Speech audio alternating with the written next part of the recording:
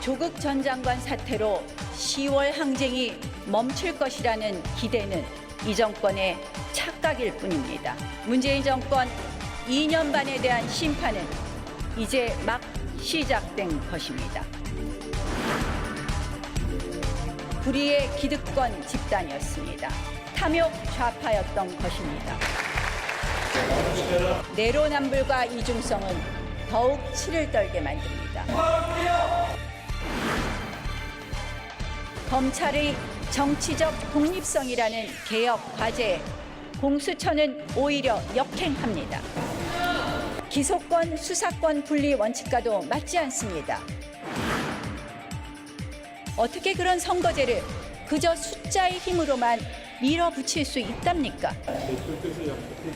독재 국가에서 나 들릴 법한 참으로 후진적이고 야만적인 이야기입니다.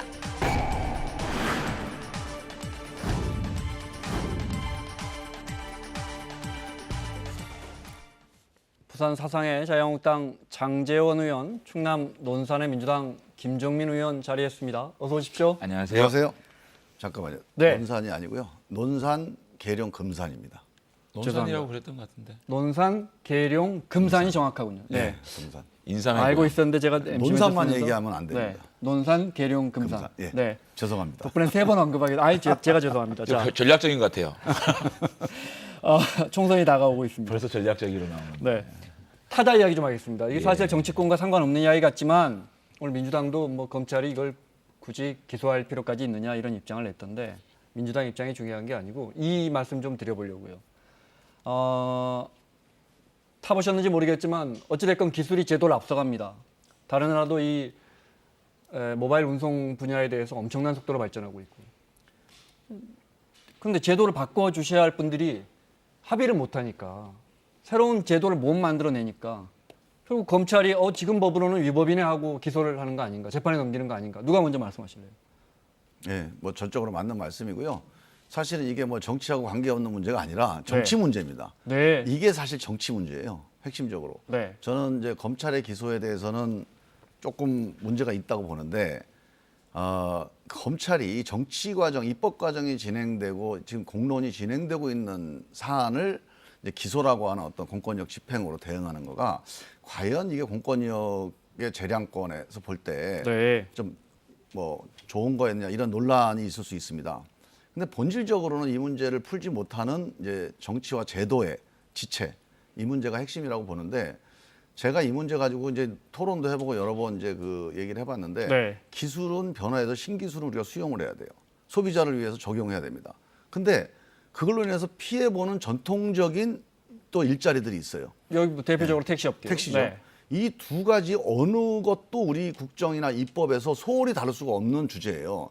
그래서 제가 예전부터 이런 문제들 같은 경우는 점진적 변화라고 하는 것으로 타협해내는 방법밖에 없다. 어느 한쪽이 의견이 합리적이라고 해서 다 채택되기는 어렵거든요. 그래서 저는 점진적 변화로 이 정치권에서 빨리 타협 안을 만들어내야 이 문제가 풀린다. 그런 생각입니다. 말씀하신 것처럼 택시업계와 타다와의 합의도 안 되고 여와 야도 합의가 안 되고. 정치권을 비판하기 전에 정부가 자신들의 무능과 무대책, 부책임을 먼저 솔직히 고백해야 되는 정부의 겁니다. 책임도 있습니다. 네. 정부라는 것이 갈등을 서로 조합하고 갈등을 풀어나가는 것이 가장 중요한 업무고 임무지 않습니까? 그럼에도 불구하고 검찰이 국토부에 물어봤다는 겁니다. 여기에 대해서 어떻게 진행되고 있습니까? 국토부 묵묵부답이었다는 겁니다. 결국은 기존의 택시업계의 생태계도 보존을 해야 되겠고 새롭게 진입하는 신사업에 대한 그런 공간도 열어줘야 되는 그 책임은 오롯이 정부에 있는 거거든요. 정부가 이것을 조합을 끌어내지 못하고 어떻게 타결을 해서 국회에 와서 이렇게 입법을 하자라고 주장하지도 못하는 아무 대책이 없는 그 무책임과 무능에 대해서 정부는 책임져야 될 것이고 대통령께서 당장 그저께 그러지 않았습니까? 규제의 벽을 허물겠다. 이 말이 저희들은 너무 무색하게 들리고 국민들의 가슴에 굉장히 공허하게 들릴 거라고 생각합니다. 자, 그래서 이점에 대해 제가 하나만 추가드릴게요. 저는 이제 장제원 의원님이 야당으로서 이제 뭐 정부에 대해서 지적할 수 있는 얘기라고 보는데 근본적으로는요. 행정부는 이 입법부에서 결정한 방향대로 집행을 하는 부서거든요. 그러니까 사회적 갈등은 입법부에서 조정되고 합의된 규정을 행정부에 전달해서 집행하는 쪽으로 가야 이게 그러니까 자연스럽게 문제가 없이 되는데 이런 식으로 이해관계가 정면으로 충돌되는 거는 만약에 집행부에서 조정을 하잖아요. 그럼 집행부는 독임제 기관이기 때문에 사람이 결정을 해요. 네. 회의가 결정을 안 합니다. 그래서 이런 문제는 승복을 안 해요. 그 이해관계가 네, 네. 손해보는 측에서. 그래서 회의에서 결정하는 의회 결정이라야 이 사회적 갈등 문제는 그래도 순화된다. 그런 점에서 보면 이런 사안 정도는 국회에서 나서서 국회의 일로 적극적으로 좀 처리를 해야 될 사안이라고 봅니다. 정말 좋은 네. 말씀하셨는데요. 모든 국가의 정책들도 좀 국회에다가 의논을 했으면 좋겠는데 네. 그렇게 하자는 지금까지 이 정부는 자기들이 하고 싶은 거 얼마나 멋대로 다 갖고 왔습니까? 국회에다가. 그래놓고 알겠습니다. 이렇게 네. 어떻게 보면 첨예하게 대립되는 부분은 국회에다 던지는 아니, 그거- 이런 행태는 그거는 국회가 해야 먼저, 됩니다. 네. 첨예한 먼저 이 문제. 정부가 그렇게 국회에 좀 모든 그 첨예한 문제를 네. 협조를 구하고 난 다음에 그렇게 해야지. 이렇게 업계끼리 첨예한 문제가 생길 때는 국회에 던져놓고 알겠습니다. 자기들이 하고 싶은 건 다 하겠다. 그거 그렇게 하나로 얘기하는 게 국회가 앞뒤가 안 있는 맞는 거라니까. 거지. 네, 저 뭐 두 분 말씀이 다른 듯 하면서도 결국 같은 말씀하시는 것 같은데 그러다 보니까 어쨌든 요 말씀만 드리고요. 문재인 대통령이 인공지능 기능 활용해서 정말 앞서가는 우리 AI 시장 만들겠다고 한 날 이게 공교롭게도 인공지능 기술 아주 많이 적용시킨 타다 업체의 이제 이 대표가 기소가 되는 그런 일이 발생을 했습니다. 다음 주제로 넘어갈게요. 문희상 의장이 사법개혁 법안, 공수처 법안을 담고 있죠. 12월 3일 날 부의합니다. 오늘 이렇게 생각하셨어요? 예상 못 하셨죠? 아니요, 그 전에 네. 주로 이제 한국당 의원님들이 그 주장을 몇 번 하셨어요. 네, 한 달 정도 시간 주자. 아니요, 12월 3일이 맞다, 네, 국회법상. 그래서 저도 검토는 해봤습니다. 이게 왜 맞다고 주장하는지. 근데 사실은 이렇게 해석하면 이게 맞는 얘기 같고. 그러니까 이거는 사실은 여러 사람의 주장이 같이 공존한다고 하면 결국 입법에 약간 불비다. 네. 그래서 이거는 법적으로 나중에 좀 선명하게 고쳐야 될 문제 같아요. 오늘 민주당은 유감이라는 입장을 분명히 했고요. 저희는 자, 10월 29일이 네. 맞다고 보는 거예요. 네, 그래서 오늘부터 부의되면 이제 상정을 시도하고 표결 처리도 시도할 수 있을 거라고 기대하셨던 것 같은데 일단 문희상 의장은 국회에 어찌 보면 한 달 정도 시간 줄 테니까 합의해 오세요. 그거 아니고요. 문희상 의장님이 이 교수님들한테 이 자문을 구했어요. 주호영 의원이 이 요청을 해가지고 네. 국회 입법조사처에서 교수님 9명에게 어떻게 하면 이것이 법 해석이 맞는지 물어봤는데 교수 출신 아니 판사 출신 아니요. 교수님들에게 네. 자문 받은 거예요. 네. 10월 29일에 부의하는 게 맞느냐. 네. 근데 7분이 10월 29일이라고 안 된다. 네. 2명만 10월 29일이 맞다라고 얘기했기 때문에 결국은 법 해석에서 10월 29일은 이건 사실상의 무리다라고 본인이 물러설 수밖에 없는 네. 그런 법 해석의 그건 문제였다고 이제 보고요. 문희상 의장님 입장에서 제가 좀 설명을 해드려야 아니 잠깐만요. 네. 그런데 네. 그 뭐 12월 3일이냐 1월 29일이냐 이게 더 중요한 게 아니고 먼저 문희상 의장님은 패스트 트랙에 태우기 전에 사보임에 대한 불법 이거에 대해서 먼저 고백을 해야 되는 겁니다. 사보임을 우리가 국회법 48조에 본인이 원하지 않는 사보임 할 수 없도록 만든 그 배경에 2001년도에 김홍신 의원께서 불법 사보임을 당했다. 그래 헌재에 제소를 했는데 이 헌재에서 기각을 당했어요. 그래서 이 법을 개정을 한 거거든요. 그렇기 때문에 본인이 원치 않은 사보임은 할 수 없는데 오신환 의원은 명백하게 본인이 원하지 않았는데 김관영 원내대표가 사보임을 시킨 그것을 허락한 문희상 의장이 먼저 이게 잘못됐다. 그것을 고백하는 것이 네. 순서라고 저는 생각합니다. 자, 그 이야기 사보임 이야기 나오면 또 다시 패스트 트랙으로 거슬러 가야 되니까. 아까 네, 제가 네, 우리 네. 문희상 의장 관련해 갖고 말씀하신 것 간단하게만 지금 이제 7군데에서 9군데에서 네. 답변을 왔어요. 관련 교수들이. 근데 두 군데는 10월 29일. 네. 그다음에 두 군데는 1월 29일. 한국당 입장, 민주당 입장. 네. 5군데가 12월 3일이었습니다. 네. 그런데 이게 뭐냐면 무슨 말이냐면 이 9분의 의견이 다 다르다는 거는 법에 분명한 규정이 없다는 거예요. 해석이 다 달라지는 건데 네.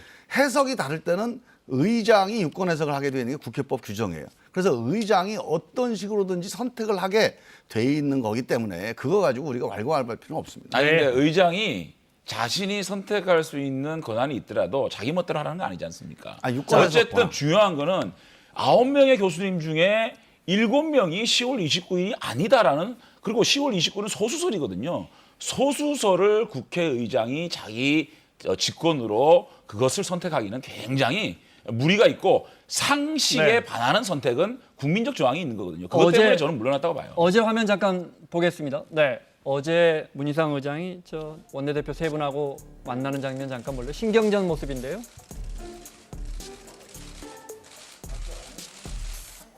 앉기 전에 그래도 사진은 한번 찍어야지 스케치라도. 손 잡아서 뭐예요? 안 잡으면 또 삐쳤다고 그러지.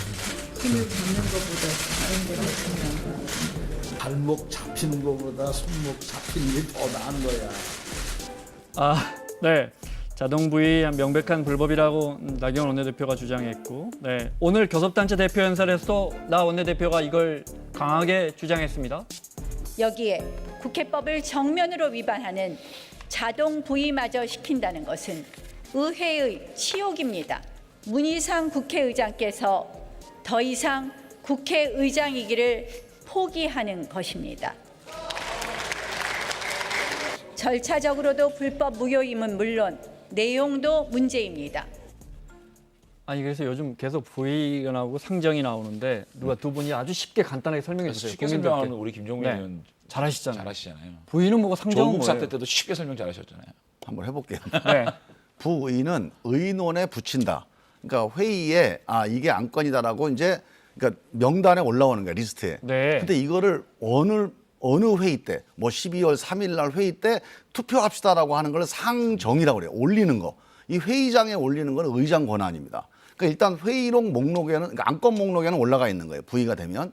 그다음에 이걸 특정 회의 날에 표결에 붙이는 거는 상정이라고 합니다. 그러니까 상정 안 시키면 사실상 의미가 없는 거예요. 네. 이제 그게 이제 좀 복잡하게 설명하셨는데요. 지금 법사위에 그 법이 있었잖아요. 네. 법사위에서 본회의를 갖고 왔다. 이게 부의고요. 이거를 자 투표하자. 그때 상정을 얘기하는 겁니다. 네, 뭐 더 간단하게 얘기해요. 네, 알겠습니다. 자, 국민들이 이해하셨을 것 같고요. 그래서 중요한 건 이제 상정을 여야가 합의해서 한 달 정도 시간이 있으니까 여야가 합의해서 법안을 새로 이렇게 다듬어서 올린다면 문제는 없을 것 같은데 그게 잘 안 될 것 같으니까 아니, 근데요, 지금 또 제가 네. 진짜 김종민 의원한테 한 가지만 좀 말씀드릴게요. 우리 공수처만 일단 빼면 합의되잖아요. 선거법은. 근데 아니 선거법은 이제 제가 좀 이따 말씀드리고 자 공수처법은요 사실은 이러면 되잖아요. 검찰의 비대한 권력을 좀 견제하자 이거 아닙니까, 그죠?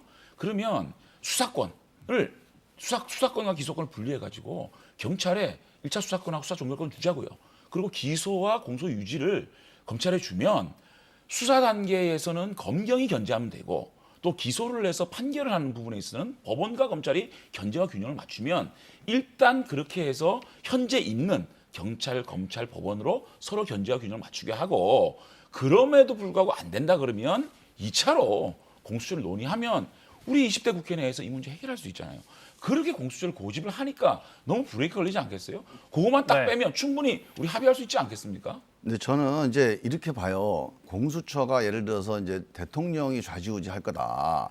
그래서 야당을 탄압할 거다. 자꾸 이렇게 말씀하시는데. 아니, 그 말씀 안 했잖아요. 아니, 그러니까 그런 문제가 있다면 그런 거를 방지하는 조항을 논의하면 돼요. 근데 문제는 공수처 자체를 하지 말자고 그러시는 거 아니에요. 근데 이 문제는 저희가 갑자기 조국 장관 때문에 꺼냈다면은 그 말을 한번 검토해 볼 수 있어요.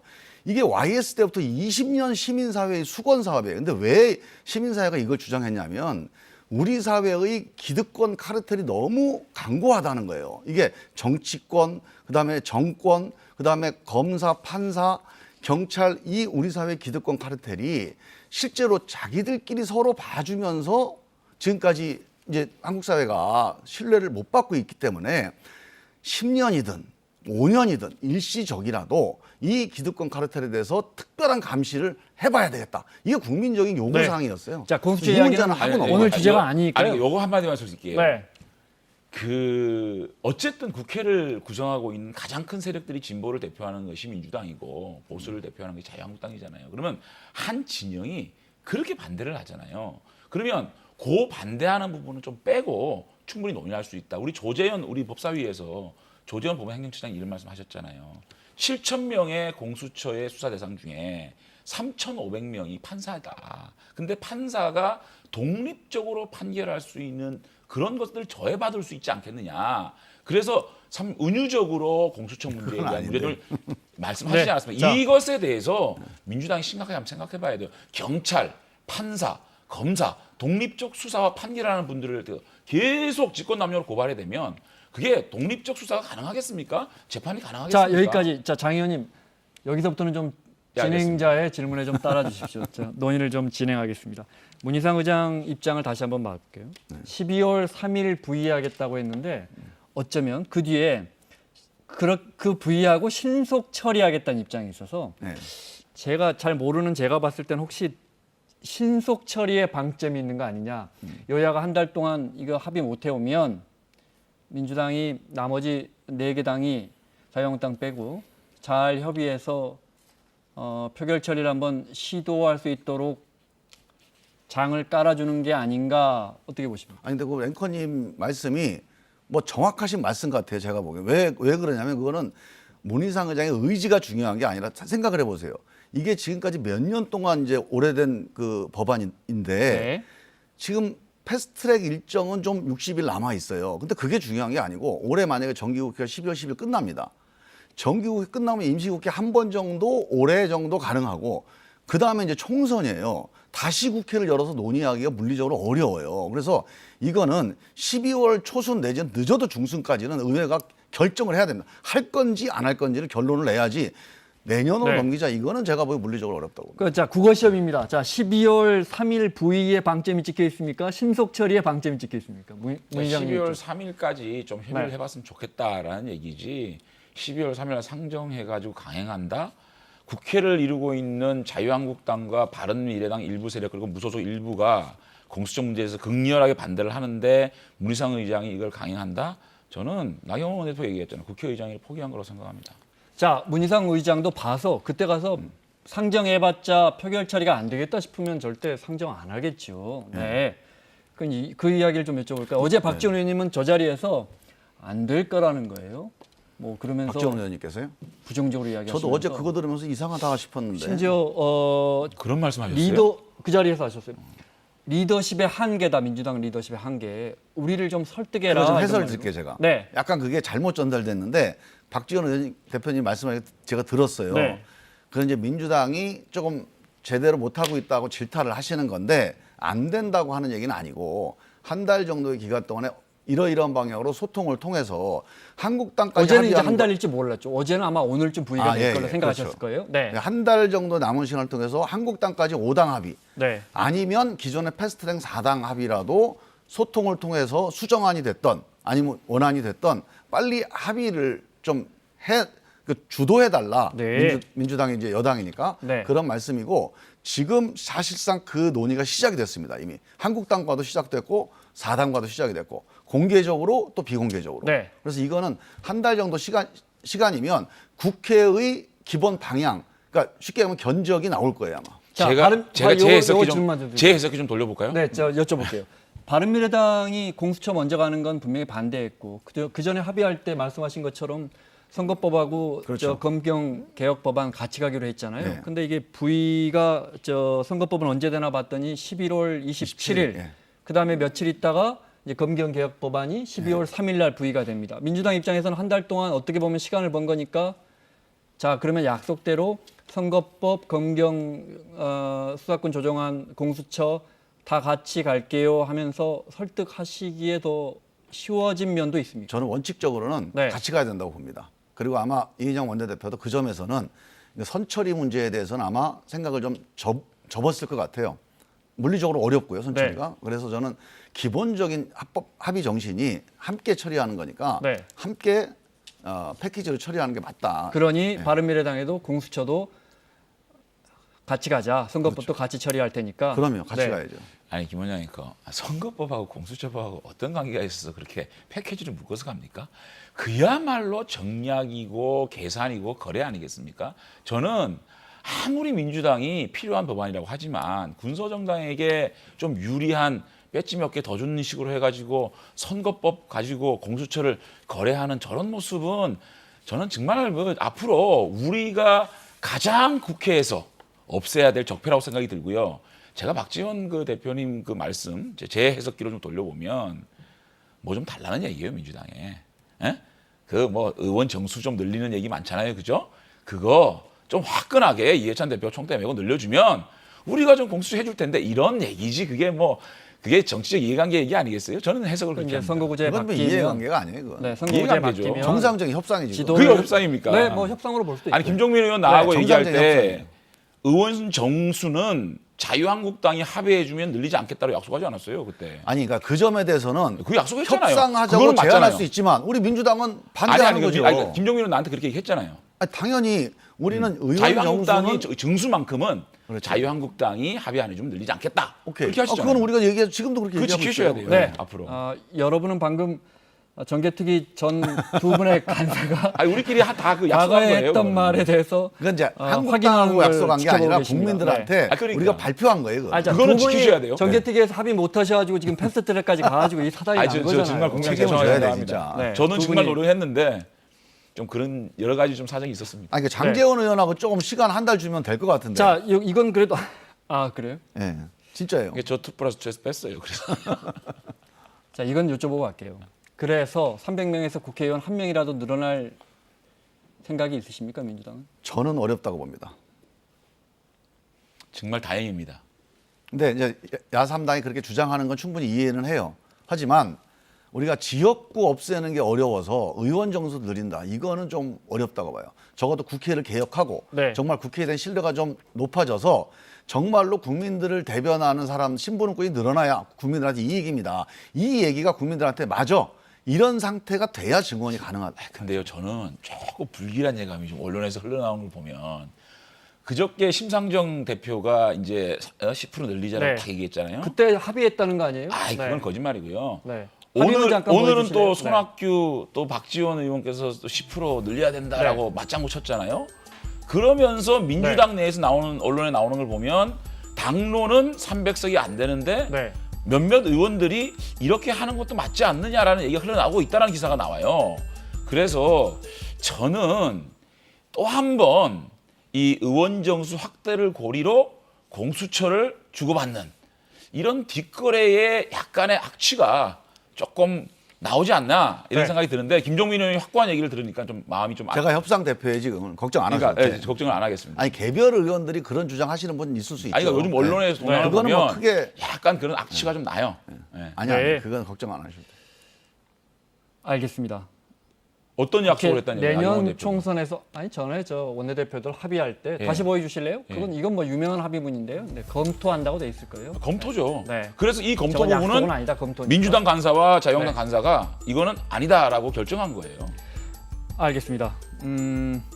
김종민 의원이 민주당 생각에는 민주당 입장에 내년 총선에 국회의원 정족수가 한 명이라도 늘어날 가능성은 별로 없다 이렇게 이야기하셨다는 예, 걸 저는 다시 그렇게 한번 지금 정리하고. 국민이 결사 반대 결국 국민이 반대하는 거를 아니, 이게 왜 국회의원, 어렵냐면요. 국회 갈 수가 없어요. 기본적으로 두 가지 조건이 엔드로 묶여 있는 거예요. 이 문제는 일단 정치권의 합의가 필요합니다. 한 네. 당이라도 반대하면 안 돼요. 그다음에 정치권이 합의한다고 5당 합의한다고 되는 게 아니에요. 국민의 동의가 필요해요. 합의 엔드 동의이기 때문에 무척 어려운 주제입니다. 이거 네. 쉽게 그냥 얘기할 수 아니 있는 건 국회의원들끼리 합의해서 될 문제가 아니에요. 국민들이 정말 70% 이상 국회의원 늘려도 되겠다라고 말씀을 해 주셔야 할 수 있는 그래서 거지. 어렵다는 거예요. 이거는 불가능한 겁니다. 지금 알겠습니다. 상황에서. 자, 교섭단체 대표 연설 어제부터 이어지고 있는데 오늘 앞서 잠깐 들으셨지만 나경원 원내대표의 대표 연설 잠깐 더 들어볼까요? 네. 코드와 이념의 사슬로 묶인 측근들이 이 모든 권력과 기회를 독식했습니다. 하는 일마다 편법과 위법, 힘의 논리로 과정은 비틀어지고 굴절됐습니다. 정의는 형체를 알아볼 수 없을 정도로 무너져 버렸습니다. 조국 전 장관의 임명 강행은 거짓말 정권의 정수를 보였습니다. 불쑥 국회를 찾아 밤을 새워가며 늘어놓은 그 수많은 거짓말에 국민은 경악했습니다. 결국 배우자 구속으로까지 이어진 사모펀드에 대해 몰랐다, 이번엔 처음 들었다, 새빨간 거짓말을 습관적으로 늘어놓았습니다. 취임하자마자 적폐몰이에 나선 이 정권, 얼마나 깨끗한 척 자신들을 포장했습니까? 도덕과 정의의 논리를 독점하며 비수와 같은 말들로 상대를 공격했습니다. 그런데 알고 보니 훨씬 더 추악한 불의의 기득권 집단이었습니다. 탐욕 좌파였던 것입니다. 여기까지 듣겠습니다. 비수와 같은 말들로 상대를 공격했습니다. 그렇게 왔잖아요. 근데 단어가 너무 세지 아니, 저는 않아요? 오늘 민주당에서 의원들께서 뭐 보통 원내대표 대표 연설하면 야유도 보내고 하잖아요. 근데 굉장히 조용하더라고요. 그래서 아, 이게 좀 반성을 좀 하는구나. 이제 이런 그 민주당에 대한 이 비판을 겸허하게 수용하는 자세의 전환이 있구나 생각했는데 그래서 좀 조용했다라고 저는 제가 생각했거든요. 이제 그 설명을 좀 드릴게요. 예. 어제 우리 이제 이인영 대표가 설명하는데 이거 연설하는데 한국당 의원님들이 그 연설이 진행이 안 될 정도로 계속 야유하고 욕설을 하고 그랬어요. 그래서 저희가 그냥 이심전심에 제가 뭐 회의하거나 누구랑 얘기해 본 건 아닌데 내일 우리는 그렇게 하지 말아야지. 그 생각을 어제 정말 1시간 내내 그 생각을 했어요. 정청한 건 아니고요. 아니 얘기를 들으면서 절대로 우리는 야유나 욕설하지 말아야지. 근데 내용을 제가 들으면서 엄청나게 놀랐어요. 그러니까 완전히 저주와 증오, 그러니까 완전히 적대감으로 그냥 뭉쳐 있는데 그동안에 지금 뭐 광화문 집회나 이 장외 집회를 너무 하셔가지고 이 장외 집회장 연설하고 국회 본회의장 연설이 별로 그렇게 차이가 없어졌어요 지금. 그래서 저는 이게 이런 겁니다. 당 대변인 또 장외 집회에서의 당 대표 연설 좀 정치적으로 조금 오버할 수도 있어요. 적어도 국회의사당에서 원내대표 연설은 지금까지 보세요. 어떤 경우에도 그 한나라당부터 시작해서 원내대표 연설은 이렇게까지는 안 갔어요. 저는 그래서 아니요. 이거 한번 돌아봐야 된다. 김종민 의원 말씀도 조금 수위는 센 부분이 좀 있었어요. 또 김종민 의원 지적에 대해 동의하는 부분도 있지만 어저께 이인영 원내대표의 연설을 들으면서 저는 깜짝 놀랐어요. 집권 여당의 원내대표 정도 되면 대안을 내고 국정 운영의 철학을 어떻게 구현해 나갈 것인가에 대한 뭔가 새로운 정책적 비전을 제시해야 되는 연설이어야 되는데 정말 그 연설의 70% 이상이 자유한국당을 공격하는 아직까지 본인들이 여당인지 야당인지 구별이 안 되는 것인지 네. 여당 원내대표의 정말 마지막 그 대표 연설로서는 야당을 너무 심하게 공격하는 그 모습에 오히려 저는 정말 그 최악의 원내대표 연설이 아닌가라는 생각까지 했거든요. 그래서 여당은 달라야 한다. 여당은 정말 좀 달라야 돼요. 비판보다는 미래 비전에 대한 얘기를 좀 했었어야 됐다라는 전 생각을 하고 네. 나경원 원내대표의 그 연설을 조금 제가 설명을 하면 어쨌든 지금 문재인 정권의 임기가 반환점이 돌아가고 있잖아요. 돌아보면 안보, 외교, 민생 모든 것들이 하나도 제대로 돌아가는 게 없지 않느냐라는 그러한 강력한 비판을 하다 보니까 조금 수위는 좀 셌던 것 같습니다. 그러니까 제가 한 가지 네. 제안 비슷하게 좀 드릴게요. 저는 장제원 의원님이나 저나 뭐 당 대변인으로 당 입장 대변하러 여기 나온 건 아니잖아요. 그러니까 당 소속이긴 하지만 그 정치인 김종민, 정치인 장제원 입장에서 네네. 전 특히 뭐 저는 초선이고 장 의원님 재선이시잖아요. 뭐 소장파 초재선 의원님들이 이런 문제는 한번 좀 얘기를 해야 된다. 우리 당 대표 또 그쪽 당 대표한테 적어도 원내대표는 타협을 위해서 원내대표는 대안을 위해서 왜냐하면 국회는 그거 하는 데니까 그렇게 목소리를 내달라. 그 언어로 바꾸자. 그제 연설은 좀 아니다. 저는 우리끼리라도 그렇게 한번 목소리 좀 내서 얘기 좀 했으면 좋은데요. 그게 이제 나경원 대표에 대한 연설에 대한 비판 또 우리가 수용해야 될 부분이 있지만 민주당 내부에서 이인영 원내대표의 대표 연설에 대한 비판이 있었는가? 한번 그런 말씀을 우리 김종민 의원께서 제안하시면 저는 정말 수용하고 그렇게 했으면 자, 좋겠지만 알겠습니다. 저는 네. 개인적으로 정말 김종민 의원이 이인영 원내대표 연설이 너무 심하게 자유한국당을 공격한 거 아닌가라는 그런 생각에 대해서는 어떻게 생각하시는지 여쭈고 아니 저는 저도 비슷한 생각을 하니까 이런 얘기를 자, 하는 건데 그걸 좀 먼저 우리가 공개하시면 이거를 저도 바꿔야 된다는 예, 거예요. 같이 얘기하고 고쳐야 싶어요. 된다. 예. 그러니까 여야를 떠나서라고 제가 이렇게 전제를 달겠습니다. 이게 저렇게 강한 어조로 정말 쥐어짜듯 비판을 하면 상대 진영이 설득이 되나요? 그냥 이제 우리 진영한테만 박수를 받는 거 아닌가? 여야를 떠나서 바로 그게 지금 문제인 거예요. 지금 우리가 그동안에 워낙 국민적으로 지지층이 양쪽으로 딱 결집돼 있잖아요, 지금.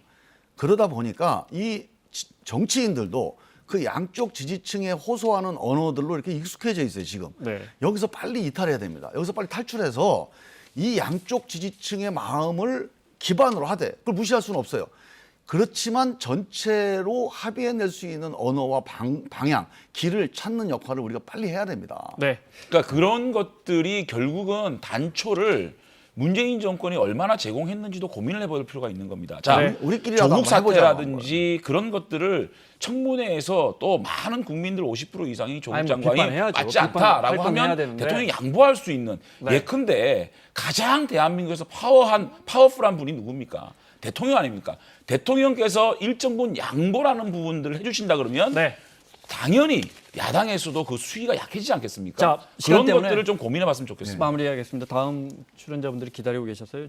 잠시 후면 6시에 유시민 이사장이 왜 전에 무슨 알릴레오에서 검찰이 조국 전 장관 내정 대기도 전부터 내사했다 이야기를 하니까 검찰이 무슨 이유냐 근거 대라 했더니 좀 이따 밝힌다는 거예요. 혹시 김 의원님 아시는 거 있어요? 네. 그때 저는, 미리 검찰이 내사했다는 근거가 좀 있나요? 지금 쟁점이 8월 9일 날 지명 전이거든요. 네. 그러니까 지명 후에는 제가 그 비슷한 얘기를 들었어요. 제가 뭐 이런 얘기를 뭐 일일이 이제 집행권에 침해하는 것 같아서 확인은 안 해봤는데 네. 지명 이후에 고소고발된 사안들 관련해서 사전 내사가 있었고 그 내사 결과에 따라서 수사 착수. 그 27일 날 압수수색을 30건 들어가잖아요. 그 이전 단계의 어떤 판단 과정이 있었다. 그리고 그 과정에서 지금 문제가 됐던 정경심 교수의 이제 그 거래 내역, 네. 금융계좌가 확인됐다. 이렇게 제가 이제 뭐 들으신 게 확인은 있어요, 아니고 네. 간접적으로 들었는데 그러니까 지금 말씀하신 대로 8월 9일 이전에 내사했다는 건 성격이 또 다릅니다. 그건. 네, 뭐 잠시 후에 나오겠죠. 잠깐만요 네. 말씀을 드리면 간단하게. 예, 네. 유시민 씨 같은 경우에 노무현 재단 이사장이라는 위상이 있지 않습니까? 그러면 저쯤 되는 영향이 있는 분이라면 검찰 수사를 좀 진중하게 지켜보는 게 어떻겠느냐라는 정말 아쉬움이 좀 있습니다. 네. 자, 마치겠습니다. 자유한국당 장제원 의원, 민주당 김종민 의원과 함께했습니다. 다음 주에 뵙겠습니다. 네, 감사합니다. 고맙습니다.